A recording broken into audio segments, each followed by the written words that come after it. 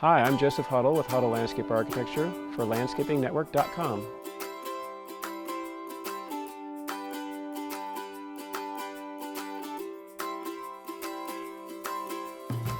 So on this project, in addition to the colored concrete squares, for certain of the patio areas, we decided to go with a change of material. And the material we chose was a Ipe hardwood decking. It's very durable and it's very modern. Now we kept the decking flush with grade, and that was very important. We didn't want to have the standard floating raised deck. We wanted to keep it flush with the rest of the paving. We achieved that by excavating out soil and providing drainage underneath. And then we have a perimeter of the same colored concrete that retains the soil back and provides a nice visual border.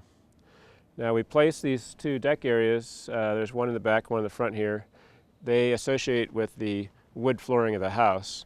Other areas of the house have tile flooring that has a sort of a beige earth tone, and that coincides with the concrete areas. And then the wood flooring of the house we carried out into the landscape with the flush Ipe decking. So when you're doing a flush deck like this, it's important that you're not just laying the wood right on the ground. That's just not going to last. It's not the proper way to do it. You do have to allow for the proper airflow underneath the deck and the substructure, as well as drainage. Once you excavate out for a deck, you're creating a low point and water will accumulate there. We have very good drainage because you're never going to get to it. So we have a gravel layer with two catch basins underneath the decking. You can really only do this if you have enough fall to get the drainage piping that has to be lower than your substructure out to grade somewhere.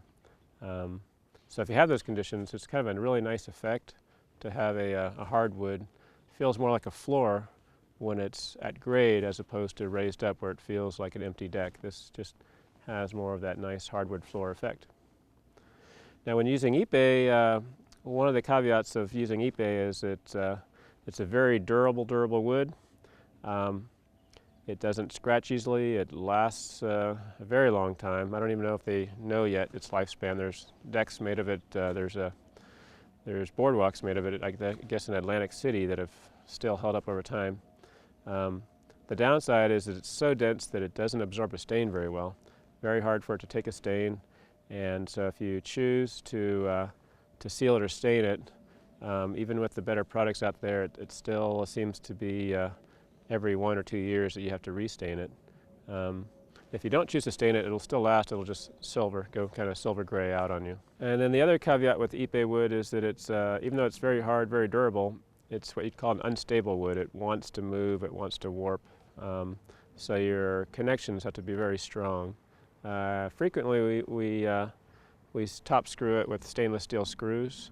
You can use a finish head screw that you can create a nice screwing pattern, and it's something you might be able to reverse. The fasteners we used consisted of a small plastic biscuit that fits into the side groove onto the edges of the Ipe wood, and then that is screwed down into the joist, and then you place the next board right into that flush. So you're not really seeing screws on the surface of the deck. I'm Joseph Huddle for landscapingnetwork.com. Thanks for watching.